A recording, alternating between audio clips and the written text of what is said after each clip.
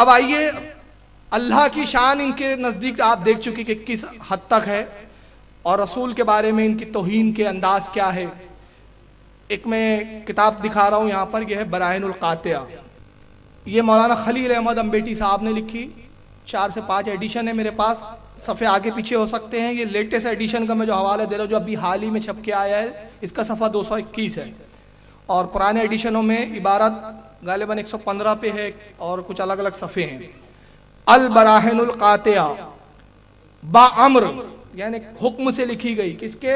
حضرت بقیت السلب حجت الخلف راس الفقہ والمحدثین تاج العلماء علماء الکاملین حضرت مولانا رشید احمد صاحب گنگوہی، ان کے حکم سے خلیل احمد امبیٹی صاحب نے لکھی۔ اب اس میں اللہ رسول کی بہت ساری گستاخیاں کی گئی۔ لکھنے والے خلیل احمد امبیٹی جو بانی تبلیغی جماعت مولانا الیاس کاندھیلوی کے استاد، جن کے حکم سے لکھی گئی، وہ مولانا الیاس کاندھیلوی کے پیر و مرشد۔ میں ایک عبارت اس میں بتا رہا ہوں کہ نبی کی کتنی بدترین گستاخی کی گئی ہے۔ اس کا صفحہ نمبر 121 لکھتے ہیں کہ خود فقر عالم علیہ السلام فرماتے ہیں واللہ لا ادری ما یفعل بی ولا بکم، کہ اللہ کے رسول نے فرمایا میں نہیں جانتا کہ میرے ساتھ کیا ہوگا۔ یہ مطلب انہوں نے ایک حدیث لکھی۔ اب اس کے بعد آئیے جملہ الحدیث وہاں لکھا ہوا بھی، اب آگے لکھتے ہیں اور شیخ عبدالحق روایت کرتے ہیں۔ شیخ عبدالحق کون؟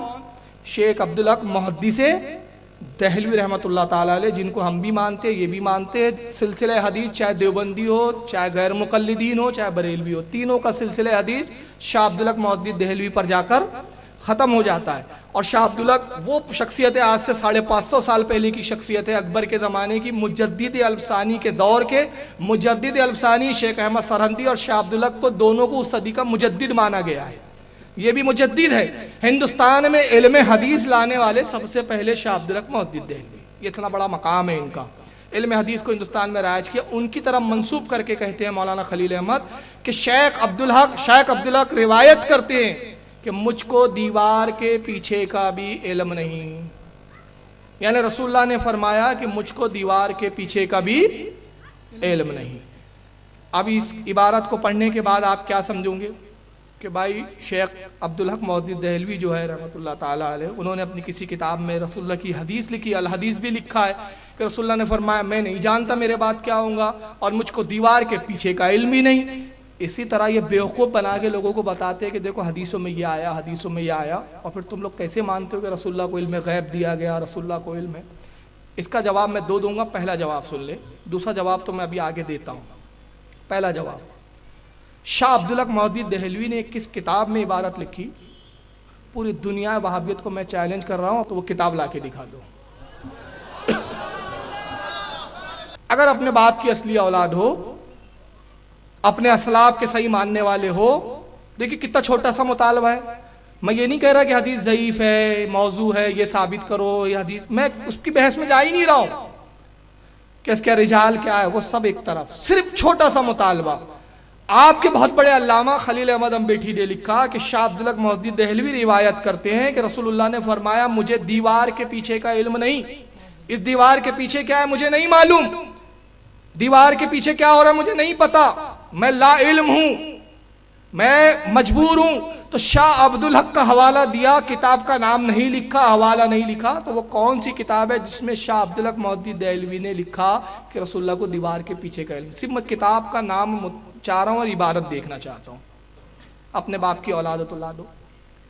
اب تعجب کریں گے، لوگوں کے عقیدے خراب کرنے کے لیے حدیثیں بھی گڑھتے ہیں، اور حدیثوں کے گڑھنے کے ساتھ ساتھ ان حدیثوں کی نسبت بزرگوں کی طرف لگا دیتے ہیں۔ اب بڑی ذمہ داری سے کہہ رہا ہوں، آئیے اب ایک کتاب دیکھیں۔ اس کتاب کا نام ہے مدارج النبوت، یہ میرے ہاتھ میں ٹیبل پہ موجود ہے۔ کیا نام ہے؟ مدارج النبوت، 2 جلدوں میں فارسی زبان میں آتی ہے۔ یہ کتاب ہے شاہ عبدالحق محدث دہلوی رحمۃ اللہ علیہ کی۔ کس کی کتاب ہے؟ شاہ عبدالحق محدث دہلوی رحمۃ اللہ علیہ کی، انہی کی کتاب جن کی نام سے یہ عبارت لکھی گئی، گڑھی گئی۔ ان کی کتاب مارکۃ العارض سیرت کے اوپر کتاب ہے، اس کی جلد نمبر 1 صفحہ نمبر 7، مدارج النبوت جلد نمبر 1 صفحہ نمبر 7، یہ فل اسکین پیج انڈر لائن کیا ہوا ہے۔ دیکھیں شاہ عبدالحق محدث دہلوی کیا فرماتے ہیں ای جا اشکال می ارند کہ در بازی روایت آمدہ است کہ گفت حضرت صلی اللہ علیہ وسلم کہ من بندام نمی دانم آنچے در پست ای دیوار است. یہ فارسی میں کتاب ہے. وہ کہتے ہیں کہ ای جا اس مقام پر اس جگہ لوگ یہ اشکال پیدا کرتے ہیں, دشواری بات لاتے ہیں, گمان لاتے ہیں, بدگمانی کی بات لاتے ہیں. در بازی روایت آمدہ است کہ کچھ بات روایتوں میں یہ آیا ہے کہ گفت حضرت صلی اللہ علیہ وسلم کہ اللہ کے نبی صلی اللہ علیہ وسلم نے ارشاد فرمایا کہ من بندہ میں ایک بندہ ہوں اللہ کا, نمی دانم آنچے در پست ای دیوار است میں نہیں جانتا کہ اس دیوار کے پیچھے کیا ہے. شاہ عبداللہ کہتے ہیں جواب است آنست کہ ای سکن اصلی ندارت. وہ کہتے ہیں اس کا جواب ہم یہ دینا چاہتے ہیں کہ اس روایت کی کوئی اصل ہے ہی نہیں. وہ روایت کا انکار کر رہے ہیں اور یہ انہی کے کھاتے میں ڈال رہے ہیں. نہ یہ روایت کا سر ہے نہ پیر ہے, یہ من گھڑت گڑی بھی روایت ہے. تو شاہ عبدالحق اس روایت کا انکار کر رہے ہیں اور ان کی دیدہ دہنی دیکھیے. یہ حق پسند کہتے ہیں اپنے آپ کو, آؤ پیارے ہنر آزمائے تو تیر آزمام جگر آزمائے. جہالت دیکھو, اپنے باطل مذہب کو فروغ دینے کے لیے جھوٹی حدیثیں تک گڑنے لگ گئے یہ لوگ. تو یہ شاہ عبدالحق کے کھاتے میں ڈال دیا کہ شاہ عبدالحق فرماتے ہیں کہ مجھے دیوار کے پیچھے کا علم نہیں, مگر آئیے شاہ عبدالحق کی طرف جھوٹ باندھنے والوں, تمہیں بخاری کی یہ حدیث نظر نہیں آئی؟ بخاری تو بہت کرتے ہو, بخاری پڑھتے بھی ہو کہ نہیں؟ آئیے ذرا بخاری کی حدیث پڑھتے ہیں. یہ بخاری صحیح بخاری, کمال کی بات یہ کہ چھاپا بھی انہی لوگوں نے کتب خانے رحمیت دیوبند سے چھپی ہے یہ بخاری. اس کی جلد نمبر 1 کتاب الصلاۃ حدیث نمبر 404 انہی کے ادارے کی چھپی یہ حدیث سامنے آپ کے آ گئی. اس کے اندر حدیث نمبر 404 پر امام بخاری رحمت اللہ تعالی علیہ پوری سند کے ساتھ حدثنا عبداللہ بن یوسف قال انا مالک عن ابی زناد عن الارج عن ابو ہریرہ رضی اللہ تعالی عنہم. وہ کہتے ہیں کہ ہم نے حدیث سنی عبداللہ ابن یوسف سے, انہوں نے بیان کیا کہ وہ کہتے ہیں کہ مالک نے کہا میں نے حدیث سنی حضرت زناد سے, وہ کہتے ہیں میں نے حضرت ارج سے روایت کیا, وہ کہتے ہیں میں نے حضرت ابو ہریرہ صحابی رسول سے روایت کیا ان رسول اللہ صلی اللہ علیہ وسلم قال اللہ کے رسول صلی اللہ علیہ وسلم نے ارشاد فرمایا حل ترون قبلتی ہا ہنا. کیا پیارے الفاظ ہیں حدیث کے. اللہ کے نبی نماز پڑھا رہے ہیں تو کچھ صحابی کیا کر رہے ہیں جو پیچھے ہے, پیچھے کی صفوں میں ہیں, صفیں لگی ہوئی ہے, مسجد نبی کھچا کھچ بھری ہوئی ہے, اللہ کے نبی مصلی امامت پر ہے اور رخ قبلے کی طرف ہے. پیچھے سب کے صحابی کیا کر رہے ہیں, کوئی داڑھی سے کھجا رہے ہیں, کھیل رہے ہیں, کچھ ادھر ادھر دیکھ رہے ہیں, نماز کی طرف توجہ نہیں ہے ان صحابی کی. رسول اللہ نے نماز ختم کی, سلام پھیرا اور سلام پھرنے کے بعد کھڑے ہوئے اور ان صحابہ کو مخاطب کیا. بخاری کی حدیث قالا آپ نے فرمایا حل ترون قبلتی ہا ہنا, کیا تم یہ سمجھتے ہو کہ میرا چہرہ میرا رخ قبلے کی طرف ہے؟ تم کیا یہ دیکھتے ہو کہ میرا رخ قبلے کی طرف ہے, میں قبلے کی طرف دیکھ رہا ہوں, تمہاری طرف متوجہ نہیں ہوں؟ فواللہ ما یخفى علی خشوعکم ولا رکوعکم, اللہ کی قسم میں تمہارے رکوع کو بھی دیکھتا ہوں, تمہارے سجدوں کو بھی دیکھتا ہوں.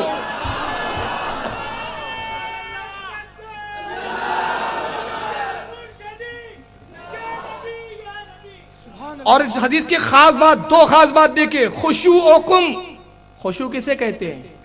رکوع دیکھنا سمجھ میں آتا ہے, ہو سکتا ہے کوئی یہاں تعویل پیش کرے رسول اللہ نے پلٹ کر دیکھ لیا ہوں گا, اب نبی کا چہرہ پھرا بھی تو نماز ہو جاتی ہے, بھئی نبی خود قبلہ ہے, لائیں گے تعویل, اور تعویل پہ بریلی والی چلاتے ہیں کہ بھئی ہم نبی کو قبلے کا قبلہ کہتے ہیں, تو کہیں گے نبی نے دیکھا ہوں گا, مگر رسول اللہ نے ان کے آنے والے شبہات کی ہڈی توڑ کے رکھ دی. فرمایا میں تمہارے خشوع کو بھی دیکھتا ہوں. خشوع دل میں کیا ارادے چل رہے ہیں, دل میں کیا ہے تمہارے, کیا سوچ رہے ہو نماز میں کیا خیال ہے تمہارا, نماز میں کیا چل رہا ہے تمہارے دل کے اندر, اس کو کہتے ہیں خشوع و خضوع. اللہ کے نبی کہتے ہیں میں تمہارے دل کے ارادوں کو بھی دیکھتا ہوں. تم صرف یہ سمجھ رہے ہو میرا رخ قبلے کی طرف ہے, میں تم سے واقف نہیں. واللہ, اب یہ حدیث کا خاص حصہ, نبی نے صرف یہ نہیں کہا کہ میں رکوع دیکھتا ہوں, بلکہ یہ جملہ کہنے سے پہلے کیا فرما رہے, واللہ فواللہ, پس اللہ کی قسم, قسم کے ساتھ مقید کیا جملے کو. قسم کے ساتھ اپنی بات میں وزن پیدا کیا کہ میری بات کی صداقت پر ایمان لاؤ، اور جب میں اللہ کی قسم کھاؤں اور اس بات پر کوئی شبہ کرے تو وہ ایمان سے خارج۔ نبی کی کوئی بھی بات صحیح بات جو ہو اور رد کرے ویسی وہ ایمان سے نکل جاتا ہے، مگر وہ نبی جو نبی جس بات پر قسم بھی یاد فرمائے، بات کو کتنا پختہ کیا، فواللہ پس اللہ کی قسم، ما یخفا مجھ سے چھپا ہوا نہیں ہے، خشوع علیہ خشوعکم تمہارا خشوع، ولا رکوعکم، اور اس کے بعد سنیں انی لا اراکم من ورائی ظہری، قسم رب کائنات کی میں تمہیں سامنے سے جیسے دیکھتا ہوں ویسے میں اپنے پیٹھ پیچھے بھی تمہیں دیکھتا ہوں۔ ظاہری کہتے ہیں پیٹھ کے پیچھے دیکھنے کو، میں پسے پشت بھی ایسے ہی دیکھتا ہوں جیسے سامنے دیکھتا ہوں، آگے دیکھتا ہوں، میں جیسے آگے دیکھتا ہوں ویسے ہی پیچھے دیکھتا ہوں۔ امام بخاری نے اس حدیث کو نقل کیا، کتاب الصلاۃ جلد نمبر 1 حدیث نمبر 404، اور اسی حدیث کو صحیح مسلم میں حضرت امام مسلم نے بھی لایا، جلد نمبر 1 کتاب الصلاۃ حدیث نمبر 862 کے تحت، اور سنن نسائی کے اندر امام نسائی نے حدیث نمبر 1054 پہ اس حدیث کو لایا، اور موطا امام مالک میں امام مالک رضی اللہ تعالیٰ عنہ نے حدیث نمبر 399 پر لایا، اور اسی حدیث کو مسند احمد میں امام احمد ابن حنبل نے بھی حدیث نمبر 8011 کے تحت لایا۔ اب ایک اور حدیث پیاری سن لو، اور ایک اعتراض آیا تھا، وہ اعتراض کا جواب بھی آ جائیں گا۔ اعتراض یہ آیا کہ بھائی بریلوی حضرات، وہ جواب میں دے دیتا ہوں تاکہ بعد میں دینے کی زحمت نہ پڑے، اسی میں جواب بھی ہو جائے۔ اللہ کے رسول کو حاضر و ناظر جانتے ہیں بریلوی لوگ، تو رسول اللہ جب معراج پہ گئے تو سرکار تو جب معراج پہ چلے گئے زمین پہ تو تھے نہیں، تو پھر زمین پہ حاضر و ناظر کہاں ہوئے؟ ابلیس بھی دیکھو کیسے کیسے خیال ڈلواتا ہے ذہنوں میں، ایسے خیال میں سمجھتا ہوں ابلیس کو ہی آتے ہیں، وہی ڈلواتا ہے۔ سب سے پہلے تو میں کہوں گا کہ آپ پہلے عقیدہ اہل سنت کو سمجھیں اور دھوکہ دینا بند کرے خدا را۔ میں بارہ کہتا ہوں کہ دھوکہ دینا، تم دنیا میں تو اپنی جماعت کی تعداد بڑھا سکتے ہو، اپنے جہنم کو تو بڑھا سکتے ہو تم یہاں، مگر اللہ کی بارگاہ میں کل جواب دینا ہے تمہیں۔ سب سے پہلے یہ بتائیے کہ عقیدہ اہل سنت حاضر و ناظر کے بارے میں ہے کیا؟ دھوکہ دیتے ہیں، ہم کہتے ہیں رسول اللہ حاضر و ناظر ہے۔ کیا کہتے ہیں ہم لوگ؟ رسول اللہ حاضر و ناظر ہے۔ حاضر کا مطلب موجود، حاضر کا مطلب موجود، ناظر کا مطلب دیکھنے والا، یعنی رسول موجود ہے اور دیکھنے والے، دو عقیدہ ہے۔ اب مثال سمجھے، میں اس کرسی پہ بیٹھا ہوں، اس مسند پر ہوں، علماء میری سربراہی کر رہے ہیں، علماء تشریف فرما ہے، کہا جائیں گا فاروق کرسی پر حاضر ہے، علماء کرسی کے پیچھے حاضر ہے، مگر علماء نے اور میں نے نگاہ اٹھا کے اس سامنے والی عمارت کو ہم نے دیکھا، تو اب وہاں موجود نہیں ہے، لیکن اس بلڈنگ کے ہم ناظر ہے، دیکھنے والے ہیں۔ تو ہمارا عقیدہ ہے کہ رسول حاضر و ناظر ہے۔ تو ہم کہتے ہیں نبی چاہیں فضل فرمائے، کرم فرمائے تو حاضر بھی ہو سکتے ہیں، اور اگر حاضر نہ ہو تو اپنی قبر مبارک میں اپنی مقام پر تشریف فرما ہو کے پوری کائنات پر ناظر ہے۔ موجود ہونا ضروری نہیں ہر جگہ۔ اب اس پہ جو تہمتیں باندھی جاتی ہیں کہ بریلوی کہتے ہیں کہ رسول اللہ حاضر و ناظر ہے، تو کیا یہاں بھی حاضر ہے؟ کیا یہاں بھی حاضر ہے؟ کیا یہاں بھی حاضر ہے؟ بلکہ ایک بدبخت نے تو یہاں تک کہا کیا رسول اللہ نالوں پر بھی حاضر ہے؟ کیا رسول اللہ پاخانوں میں بھی حاضر و ناظر ہے؟ کیا ہمارے کس عالم نے کہا کہ حاضر ناظر کا مطلب یہ کہ ہر جگہ نہیں، اختیار ہے، چاہے تو ہر جگہ تشریف لائے، چاہے تو اس مجلس میں آ جائے۔ اسی لیے ہم کہتے ہیں سنا ہے ہر عاشق کے گھر آپ تشریف لاتے ہیں، میرے گھر میں بھی ہو جائے چراغا یا رسول اللہ۔ آپ لا سکتے ہیں، قادر ہیں، آپ کو اللہ نے قدرت بخشی، اللہ کے رسول اگر چاہے تو میرے گھر میں بھی چراغا ہو جائے، آپ چاہے تو، اور اگر نہ چاہے تو ہم یقین رکھتے ہیں کہ مدینے میں رہ کر آپ ہم پر ناظر ہیں، ہمیں دیکھ رہے ہیں۔ یہ حاضر و ناظر۔ تو اب نبی معراج پر گئے، تم جب معراج پہ آسمان پہ پہنچے، پہلے آسمان پہ وہاں حاضر تھے مگر زمین پر ناظر تھے، دوسرے آسمان پر گئے تو نبی دوسرے آسمان پر حاضر تھے مگر پہلے اور زمین پر ناظر تھے، تیسرے پہ پہنچے وہاں حاضر تھے، باقی آسمان اور زمین پر ناظر تھے۔ تو نبی جہاں ہے وہاں حاضر ہے، اور جہاں سے سب کو دیکھے وہاں ناظر ہے، اور قرآن نے کہا ہمارا نبی مومنوں کے جان سے زیادہ قریب ہے، مومنوں سے قرآن کہہ رہا ہے۔ اور اللہ اپنے بارے میں فرماتا ہے نحنو اقرب الیہ من حبل الورید، اے میرے بندو تمہارا پروردگار تمہاری شہ رگ سے زیادہ قریب، رب کی صفت شہ رگ سے زیادہ قریب، اور رسول اللہ کی عطا سے مومنوں کے جان سے زیادہ قریب، تو مومنوں کے جان سے زیادہ قریب۔ قاسم نانوتوی نے تحذری ناس میں لکھا کہ قرآن میں آیا لفظ اولا انتہائی مبالغے کے ساتھ، اولا کے معنی ہوتے بہت زیادہ قریب، جان ہی کافی تھی، جان سے زیادہ قریب۔ انسان کی جان سے زیادہ اور کوئی قریب ہوتا ہے؟ جان سے زیادہ کوئی قریب ہو سکتا ہے؟ جان جسم کی رگوں میں ہے، نسوں میں ہے، چمڑیوں میں، ہڈیوں میں، گوشت میں، خون میں، رگ رگ میں جان۔ انسان کے اپنے وجود میں جو جان ہے اس سے زیادہ کوئی قریب نہیں۔ قرآن کہہ رہا ہے اولا، اس سے بھی زیادہ قریب، اس سے بھی زیادہ قریب۔ تو قاسم نانوتوی کہتے ہیں کہ اولا جو آیا ہے انتہائی قریب کے لیے آیا ہے، بڑا مبالغے کے ساتھ کہا کہ رسول ہر مومن سے جان سے زیادہ قریب، جان سے قریب نہیں کہا، جان سے قریب نہیں کہا، جان سے زیادہ قریب، جان سے زیادہ قریب۔ اور کس کے قریب؟ مومنوں سے۔ پہلے آسمان پر فرشتے مومن، دوسرے آسمان پر فرشتے مومن، تیسرے آسمان پر فرشتے مومن، پوری کائنات میں فرشتے پھیلے ہوئے ہیں، رسول کے ماننے والے پھیلے ہوئے، تو جہاں جہاں مومن وہاں رسول اس سے قریب، وہاں اس سے رسول قریب۔ چلیے اب قریب ہو تو حاضر، اور قریب نہ ہو تو ناظر۔ اب آئیے حدیث سنیں۔ عن ابن عباس رضی اللہ تعالیٰ عنہ، حوالے بعد میں دوں گا۔ حضرت عبداللہ ابن عباس سے روایت مروی ہے، ان النبی صلی اللہ علیہ وسلم، وہ کہتے ہیں اللہ کے نبی صلی اللہ علیہ وسلم سے میں نے یہ روایت کیا کہ نبی صلی اللہ علیہ وسلم نے ارشاد فرمایا اتانی ربی فی احسن صورتی، معراج کی شب پروردگار میرے سامنے حسین صورت میں تشریف لایا۔ یہ حدیث کا ظاہری مفہوم میں لفظی ترجمہ بتا رہا ہوں۔ اللہ اپنی شان کے مطابق اپنے نبی سے قریب ہوا۔ اب اس سے زیادہ میرے پاس گنجائش نہیں ان لفظوں کے ترجمہ کرنے کی۔ اپنی شان اپنے رب محبوب سے قریب ہوا، یا اپنے محبوب کو اللہ نے اپنے قریب کیا۔ حدیث کے ظاہری الفاظ اتانی ربی فی احسن صورت، پروردگار حسین شکل و صورت میں میرے قریب تشریف لایا۔ فقال، میرے رب نے مجھ سے فرمایا یا محمد، اے محمد متوجہ ہو جاؤ، یا محمد، اے محمد، قلت لبیک و سعدیک، اللہ کے نبی کہتے ہیں میں نے عرض کیا رب کائنات میں حاضر ہوں، وسعدیک، بار بار حاضر ہوں، بار بار میں تیری بارگاہ میں متوجہ ہوں۔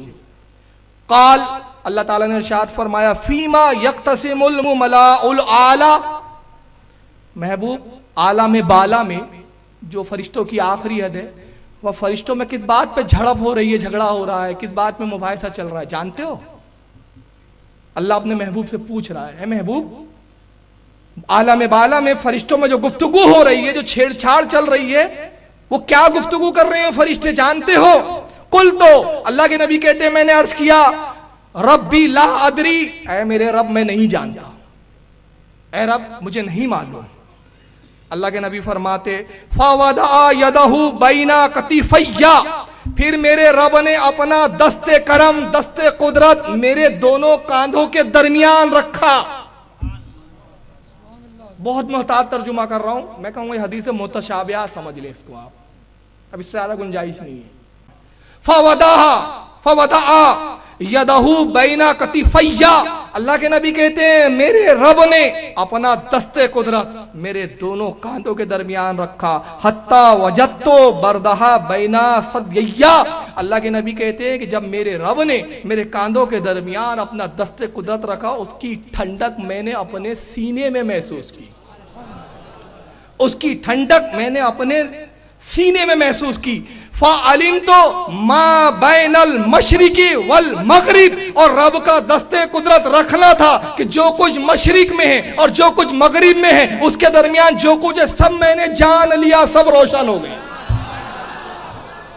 سب میں نے دیکھ لیا۔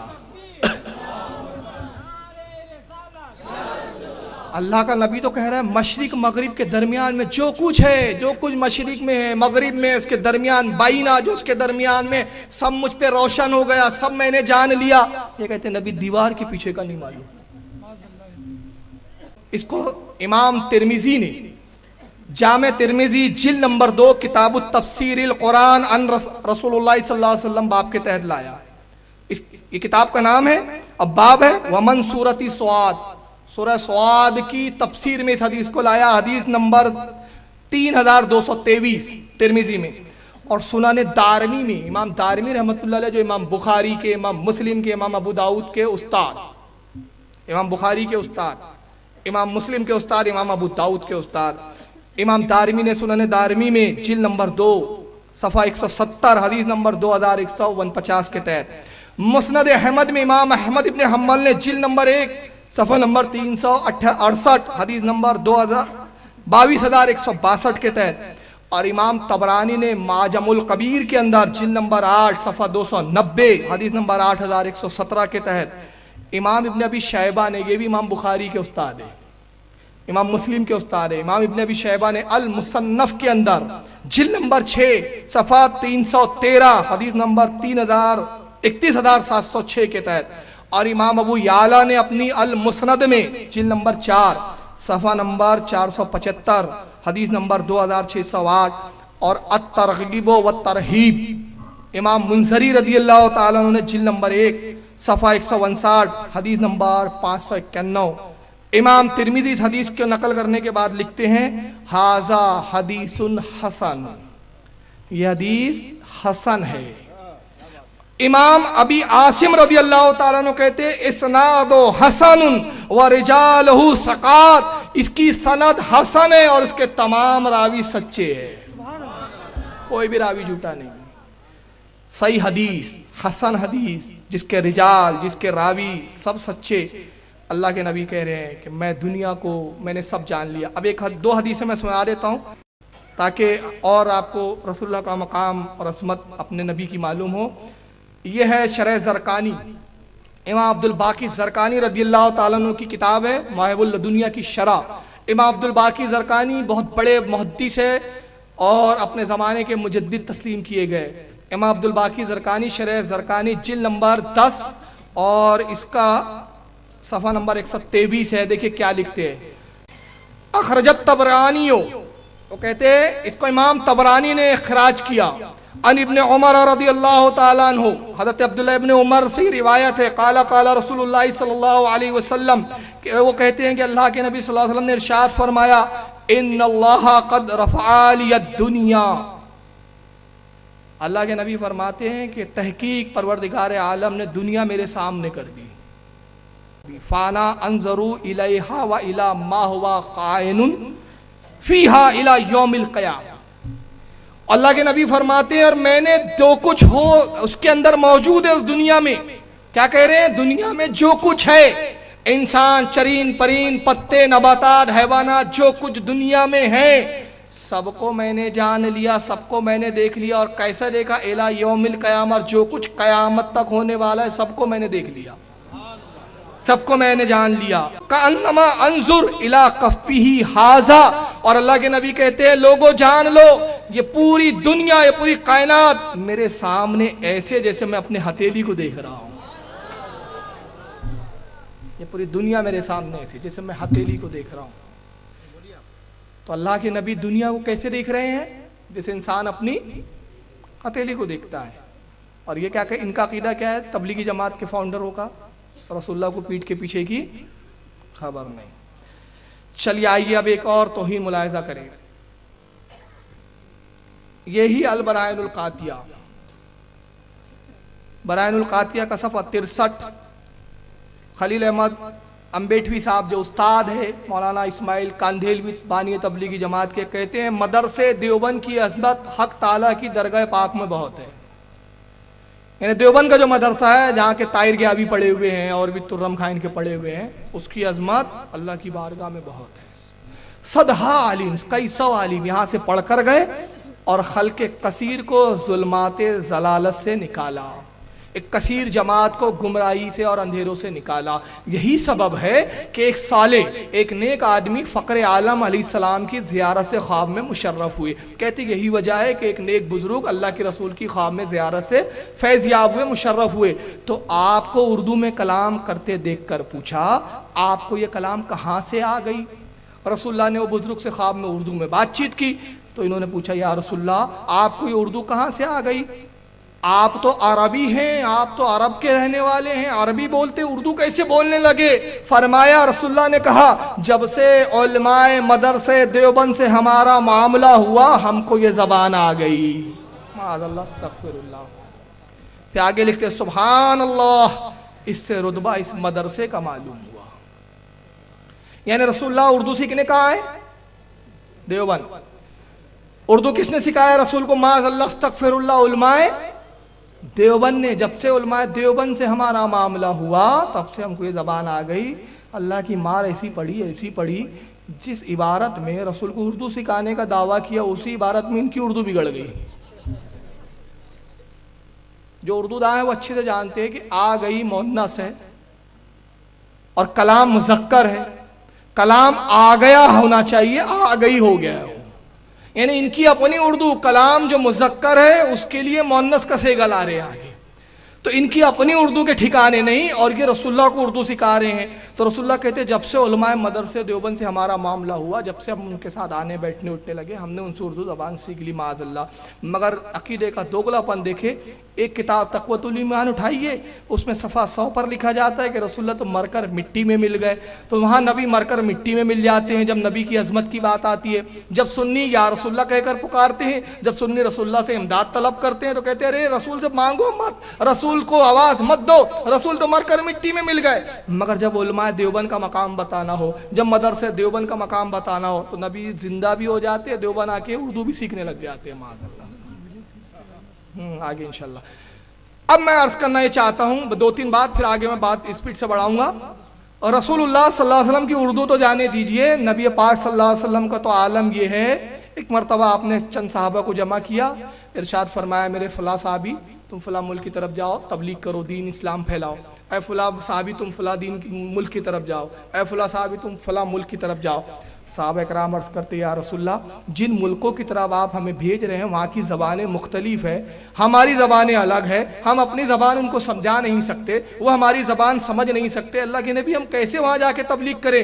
اللہ کے نبی نے ارشاد فرمایا کہ ٹھیک ہے کل تم نماز فجر میرے پیچھے پڑھو اور اس حال میں مسجد نبوی میں آنا کہ تم سفر کے لیے تیار ہو۔ صحابہ کرام گئے، انہوں نے اسباب مہیا کیے، اونٹ اور گھوڑوں کو باہر کیا، اس کے بعد اثاثہ لیا، مسجد نبوی میں آئے، گھوڑوں کو باہر باندھ دیا، نماز فجر رسول کی ابتدا میں ادا کی، سرکار باہر تشریف لائے، صحابہ کو جمع کیا اور اس کے بعد ارشاد فرمایا اے میرے فلاں صحابی بتاؤ کہاں میں نے تمہیں بھیجنے کی بات کی تھی؟ عرض کرتے یا رسول اللہ مجھے یمن جانے کا حکم ہوا ہے۔ تمہیں کہا یا رسول اللہ روم جانے کا حکم ہوا ہے، مجھے مصر جانے کا حکم ہوا ہے، مجھے فلاں ملک کی طرف جانے کا حکم ہوا ہے۔ راوی حدیث کہتے ہیں کہ اللہ کے نبی نے اپنا لعاب نکالا اور ہر صحابی کے منہ میں ڈالتے تھے، جس کے منہ میں لعاب جاتا اس کو اس ملک کی زبان آ جاتی تھی۔ نعرہ رسالت، نعرہ رسالت، علماء اہل سنت۔ تو ہمارا نبی وہ ہے، اب تھوڑے نعرے کم کریں، وقت کم ہے میرے پاس، باتیں زیادہ ہے۔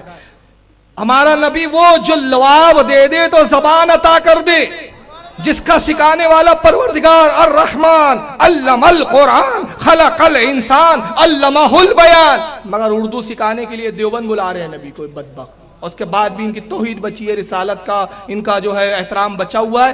اور آگے آئیے رسول اللہ جاتے ہیں، صحابہ اکرام موجود ہے، ایک اونٹ دیوانہ ہو گیا ہے، اونٹ جس کو دیکھتا ہے کاٹنے کو دوڑتا ہے، کھانے کو دوڑتا ہے۔ صحابہ عرض کرتے یا رسول اللہ یہ اونٹ دیوانہ ہو گیا، اللہ کے نبی اس کے قریب مت جائیے۔ اللہ کے نبی ارشاد فرماتے مسکراتے ہوئے میرے صحابیوں مجھے جانے دو، دنیا کی ہر چیز جانور ہو یا چرند ہو یا پرند ہو، حیوانات ہو یا نباتات ہو، ہر کوئی جانتا ہے کہ میں اللہ کا نبی ہوں، سوائے شریر انسانوں کے اور شریر جناتوں کے، یہ مجھے نقصان نہیں پہنچائیں گا۔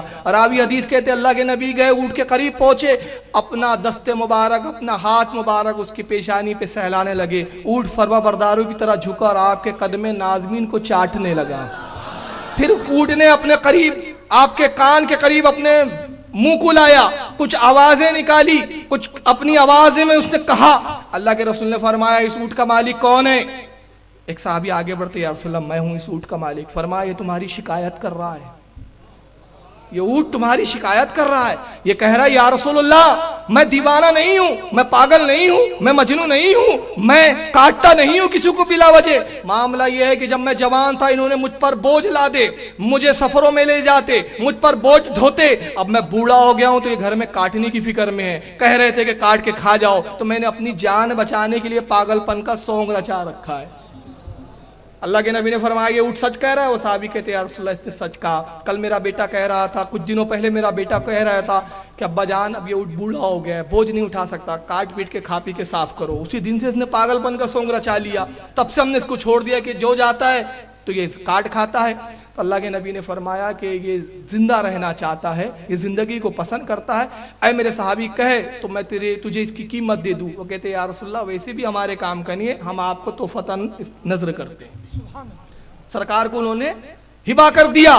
اللہ کے نبی نے اس کی لگام پکڑی, فرمایا اے اونٹ جا تو آزاد ہے, جنگل میں جا, کوئی جانور تجھے نقصان نہیں پہنچائیں گا, جو چاہے چر, جو کھانا ہے کھا, تو آزاد ہے. راوی حدیث صحابہ اکرام کہتے ہیں کہ رسول اللہ کے کان کے قریب پھر اونٹ نے آواز نکالی, پھر منہ کو لایا, کچھ جملے کہے, اونٹ کی آنکھوں میں آنسو ٹپکنے لگے اور رسول اللہ کی آنکھوں میں بھی آنسو تھے, رسول بھی رونے لگے. صحابہ اکرام عرض کرتے یا رسول اللہ اس نے ایسا کیا کہہ دیا جس کے سبب آپ رو رہے ہیں, یہ بھی رو رہا ہے. اللہ کے نبی فرماتے جانتے ہو یہ کیا کہہ رہا ہے؟ یہ کہہ رہا ہے یا رسول اللہ آج آپ نے مجھے آزاد کیا ہے, میں اللہ کی بارگاہ میں دعا کرتا ہوں قیامت کے دن اللہ آپ کی امت کو گناہوں سے آزاد کر دے, جہنم سے آزاد کر دے. یہ اونٹ ہے جو نبی سے کلام کر رہے ہیں. نبی اونٹوں کی بھی بات جانتے ہیں, جانوروں کی بھی بات جانتے ہیں, اور یہی نہیں نبی بات جانتے ہیں. یہ کمال نہیں ہے. اب میں رخ بدل رہا ہوں, کسی کی زبان جاننا کمال نہیں, کسی کی بولی جاننا کمال نہیں, کمال تو یہ ہے کہ بے زبانوں کو زبان عطا کر دینا. اور میرا رسول وہ جو بے زبانوں کو زبان عطا کرتا ہے. یقین نہیں آتا اپنے جد اعلیٰ ابو جہل سے پوچھو, تمہارا جد اعلیٰ کنکریاں لایا تھا نبی کے بعد, محمد میرے ہاتھ میں کیا ہے؟ نبی نے کہا کمال یہ نہیں ہے کہ میں یہ بتا دوں تیرے ہاتھ میں کنکریاں ہیں, کمال نبوت کا یہ ہے کہ جو تیرے ہاتھ میں ہے وہ خود کہے کہ میں کیا ہوں. اس نے جیسی مٹھی کھولی کنکریوں نے کلمہ پڑھنا شروع کر دیا. تو ہمارا نبی تو ایسا زبان کا جاننے والا, اور ایسا اللہ نے پڑھایا, محبوب میں نے تجھے پڑھایا تو پوری کائنات کو پڑھائیں گا, سارے کائنات کا معلم بنا کر بھیجا, اور ایسا معلم کہ بے زبانوں کو بھی تو پڑھاتے ہوئے اور بلواتے ہوئے نظر آئیں گا. مگر ان بدبختوں کا عقیدہ دیکھیں آپ, رسول اردو سیکھنے دیوبند آئے. اور یہی نہیں, بدبختی کا عالم یہ ہے, یہ سنے تذکرۃ الرشید, رشید احمد گنگوئی, الیاس کاندہلوی کے پیر صاحب کے حالات پر, عاشق الہی میٹھے کی کتاب. اس کتاب کی جلد نمبر 1 صفحہ 46 پر لکھا جاتا ہے. سنیے کیا لکھا جاتا ہے.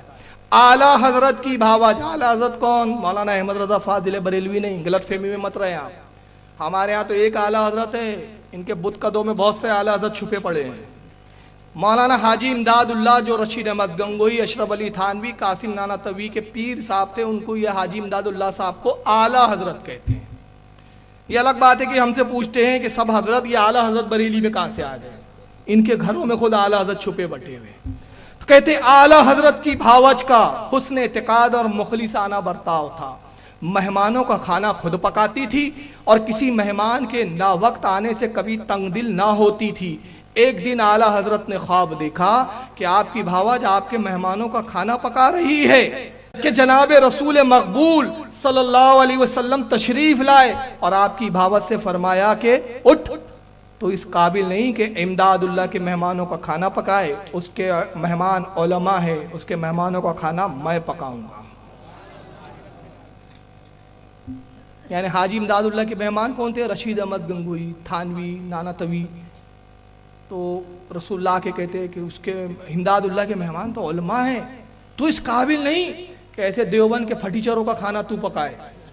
ان کا کھانا میں خود پکاؤں گا۔ میں اس پہ تفسیریں میں کم کر رہا ہوں، گستاخی آپ کے خود سمجھ میں آ رہی ہے، مجھے مزید کسی زیادہ دلیلیں دینے کی ضرورت نہیں کہ میں دلیلوں سے اپنے بیان کو اور مزین کروں اور بتاؤ کہ دیکھو گستاخی ہے۔ بس ایک جملہ کہہ رہا ہوں، کتاب الشفا اٹھائے امام قاضی عیاض کی، امام قاضی عیاض وہ امام وقت کے جلیل و قدر، کتاب الشفا مارکۃ الآراء عربی میں ان کی کتاب 2 جلدوں پر، جس کے بارے میں ابن تیمیہ غیر مقلدوں کا متشدد مولوی وہ بھی لکھتا ہے کہ علامہ امام قاضی عیاض وہ تھے جن کی اتباع اور پیروی کی جاتی ہے، جن کی اتباع اور پیروی کی جاتی ہے، مسلم عالم۔ کتاب الشفا میں کہتے ہیں، بیان فرماتے کہ اگر کسی نے کہا کہ رسول اللہ کے کپڑے گندے تھے وہ کافر ہو گیا،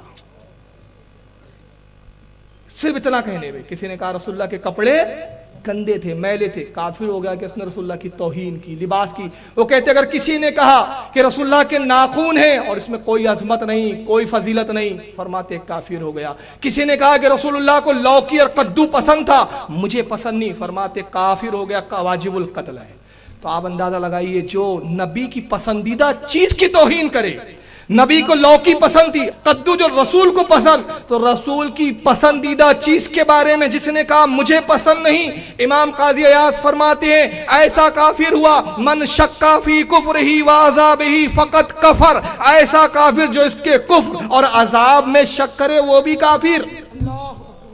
تو جو نبی کی پسند کو توہین کرے وہ کافر، اور جو نبی کو باورچی بنا دے، جو نبی کے بارے میں عقیدہ رکھے کہ دیوبند کے کھانا بنانے آتے تھے، دیوبند میں اردو سیکھنے آتے تھے، معاذ اللہ ان کی بدبختی کا کیا عالم ہوگا۔ بلکہ حال یہ ہے کہ رسول اللہ کی دیکھو توہین بڑھتے بڑھتے یہ حکایت الاولیاء مولوی اشرف علی تھانوی صاحب نے لکھی، جو آئیے اس کے اندر صفحہ نمبر 234 پہ مولوی اشرف علی تھانوی حکیم الامت کیا کہتے ذرا سن لیجئے۔ کہتے حضرت والی صاحب نے فرمایا، دیوان محمد یاسین مرحوم جو حضرت نانا طوی کے خدام میں تھے، ان کا ذکر جہر مشہور تھا، یعنی زور زور سے اللہ اللہ کا ذکر، اس کو ذکر جہر کہتے ہیں، وہ بڑا مشہور تھا۔ بہرحال ان کی تعریف کی، پھر آگے کہتے ہیں کہ خود فرماتے تھے کہ میں ایک دفعہ چھتے کی مسجد کے شمالی گنبد کے نیچے ذکر جہر میں مصروف تھا کہ حضرت رحمت اللہ علیہ مسجد کے صحن میں اسی شمالی جانب مراقی پر متوجہ ہوئے، حضرت یعنی نانا طوی بانی دارالعلوم دیوبند، اور توجہ کا رخ میرے ہی قلب کی طرف تھا۔ اسی اثنا میں مجھ پر ایک حالت طاری ہوئی اور میں نے با حالات ذکر دیکھا کہ مسجد کی 4 دیواری تو موجود ہے مگر چھت اور گنبد کچھ نہیں، بلکہ ایک عظیم الشان روشنی اور نور ہے جو آسمان تک فضا میں پھیلا ہوا ہے۔ یکایک میں نے دیکھا کہ آسمان سے ایک تخت اتر رہا ہے اور اس پر جناب رسول اللہ صلی اللہ علیہ وسلم تشریف فرما ہے۔ یہ خواب نہیں ہے، یہ بیداری کی بات ہے۔ اور خلفائے اربع یعنی 4 خلیفہ، حضرت ابوبکر، حضرت عمر، عثمان غنی، حضرت علی، 4 خلفائے اربع ہر 4 گولوں پر موجود ہے۔ وہ تخت اترتے اترتے بالکل میرے قریب آ کر مسجد میں ٹھہر گیا، اور حضرت صلی اللہ علیہ وسلم نے خلفائے اربع میں سے ایک سے فرمایا، بھائی ذرا مولانا محمد قاسم کو بلا لو۔ رسول اللہ اپنے صحابی خلفہ سے کیا کہہ رہے، اب اللہ جانے ابو بکر سے کہا، کس سے کہا، معاذ اللہ تو خوابی جھوٹا ہم مانتے ہی نہیں، بھائی جاؤ، میں نے مولانا قاسم کا مرتبہ دیکھو، ان کو بلانے کے لیے صحابی رسول کو بھیجا جا رہا ہے، اور مقام دیکھو۔ تم کہتے ہیں کہ رسول اللہ نے خلفائے اربع میں سے ایک سے فرمایا، بھائی ذرا مولانا محمد قاسم کو بلوا لو۔ وہ تشریف لے گئے اور مولانا کو لے کر آ گئے۔ حضرت صلی اللہ علیہ وسلم نے ارشاد فرمایا کہ مولانا مدرسے کا حساب لائیے۔ دیوبند کا حساب لینے آ گئے رسول اللہ، عرض کیا حضرت حاضر ہے، اور یہ کہہ کر حساب بتلانا شروع کیا اور ایک ایک پائی کا حساب دیا۔ حضرت صلی اللہ علیہ وسلم کی خوشی اور مسرت کی اس وقت کوئی انتہا نہ تھی، بہت ہی خوش ہوئے اور فرمایا کہ اچھا مولانا اب اجازت ہے۔ توہین دیکھ رہے ہیں آپ، میرے پاس وقت نہیں ہے کہ میں ایک ایک لفظ سے تبصرہ کروں، اللہ تعالیٰ آپ کو سمجھنے کی توفیق دے، آپ خود سمجھے۔ رسول اللہ اس پھٹیچر سے اجازت لے رہے ہیں، اجازت ہے۔ تو حضرت نے عرض کیا، نانا طوی نے، جو مرضی مبارک ہو۔ اس کے بعد وہ تخت آسمان کی طرف عروج کرتا ہوا نظروں سے غائب ہو گیا۔ اب میں دیوبندیوں سے کہتا ہوں، دیوبندیوں چیریٹی آفس کو یا آپ کا اگر دارالعلوم جو ہے وقف بورڈ میں چلا گیا ہو تو نہ وقف بورڈ کو حساب دیا کرو، نہ چیریٹی کمشنر کو حساب دیا کرو، بولو رسول اللہ حساب لے کے گئے ہیں۔ استغفر اللہ، یہ رسول کی شان میں توہین ہے۔ رسول حساب لینے آ رہے دیوبند کے، صحابہ سے کہہ رہے جاؤ بلا کے لاؤ۔ اور یہی نہیں بلکہ یہ توہین کی انتہا، توہین کی انتہا، استغفر اللہ۔ آئیے ذرا مولانا اشرف علی اپنی دوسری کتاب میں کیا لکھتے ذرا سنیے۔ یہ ہے الافادات الیومیہ، اس کو بولا جاتا ہے، پوری نام ہے کتاب کا ملفوظات حکیم الامہ، مسمى بہی الافادات الیومیہ من الافادات القومیہ۔ اس کی جلد نمبر 2، 5 جلدوں میں کتاب آتی ہے۔ اس کے اندر مولانا اشرف علی تھانوی صاحب نے صفحہ 39 اور 40 پر کیا لکھا ذرا سنیں۔ کہتے ہیں چنانچہ ایک صاحب نے مجھ سے بیان کیا کہ میں نے حضور کو خواب میں دیکھا، یعنی رسول اللہ کو اس شکل میں دیکھا کہ حضور روضہ مبارک میں بیٹھے ہوئے حقہ پیتے تھے۔ استغفر اللہ۔ چلیے یہاں تک تو گنجائش تھی کہ بھائی حقہ پیتے رہے، اتنا بڑا گناہ نہیں ہے، چلیے گناہ بھی نہیں ہے، مکروہ ہے صرف حقہ۔ آگے آئیے، کہتے ہیں اسی طرح مولانا شاہ محمد اسحاق صاحب، شاہ محمد اسحاق کون؟ جو گنگوہی اور نانا توی کے استاد ہیں، ان کے استاد ہیں، ان کے پڑھانے والے۔ کہتے ہیں اسی طرح مولانا شاہ محمد اسحاق صاحب دہلوی نے خواب میں دیکھا کہ ایک چوراہا ہے، اس میں حضور کی لاش مبارک بے کفن رکھی ہے۔ اب کفن نہیں ہے تو لاش کیسی ہے؟ میں جملے نہیں بولنا چاہ رہا، اللہ اکبر۔ آگے لکھتے ہیں لوگ آتے ہیں اور اس سے پاؤں لگاتے ہوئے چلے جاتے ہیں۔ نعوذ باللہ۔ انہوں نے فرمایا کہ معلوم ہوتا ہے کہ اس ملک میں حضور کی شریعت کی پامالی ہونے والی ہے، اس بنا پر وہ ہندوستان سے ہجرت فرما گئے۔ رسول اللہ کی لاش رکھی ہوئی ہے، جسم مبارک رکھا ہوا ہے، لوگ لات مار کے چلے جاتے ہیں۔ یہ توہین ہے یا نہیں؟ ہو سکتا ہے کوئی ہاں یہ تعویل کرے وہ خواب کی بات ہے، خواب پہ حکم نہیں لگتا، خواب پہ حجت نہیں ہے۔ میں کہتا ہوں بالکل صحیح، خواب پہ انسان کا اختیار نہیں ہے اختیار؟ خواب دیکھنے پر حکم نہیں لگتا، مگر خواب بتانے پہ تو حکم لگتا ہے۔ ایسا بدکار برا خواب دیکھا تھا تو بتایا کیوں؟ پھر بتایا تو چھاپ بھی دیا۔ اب میں اس کی ایک مثال لیتا ہوں آپ کے سمجھانے کے لیے، اللہ نہ کرے ایک مثال ہے یہ سمجھانے کے لیے۔ آپ کسی اپنے دوست کے ساتھ رہتے ہیں، اس دوست کے گھر آپ ایک دن گئے اس سے ملنے یا اس کو بلانے، اچانک اس کی بہن پہ نظر پڑ گئی، آپ نے دیکھا، نگاہ پھیر لی، چلے گئے۔ خدا نہ خواستہ ایک مثال دے رہا ہوں، رات میں وہی بہن کو آپ نے خواب میں دیکھ لیا۔ غیرت مند جائے گا کبھی اور اپنے دوست سے کہیں گا کل تمہاری بہن میرے خواب میں آئی، بتائیں گا؟ اور بتائیں گا تو دوستی برقرار رہیں گی؟ بھئی ایسی چیزیں بیان کی جاتی ہے جو بری ہوتی ہے، نہیں بیان کی جاتی۔ تو بدبختوں جب ایسی چیزیں نہیں بیان کی جاتی تو رسول کے بارے میں اول تو ایسا خواب دیکھنا ممکن نہیں کہ رسول فرماتے جب میں کسی کے خواب میں آتا ہوں تو میں ہی ہوتا ہوں، کہ شیطان میری شکل اختیار نہیں کرتا۔ اور اول تو میں کہتا ہوں تم جیسے کافروں کی خواب میں رسول اللہ آتے ہی نہیں، وہ مومنوں کے خواب میں آتے ہیں۔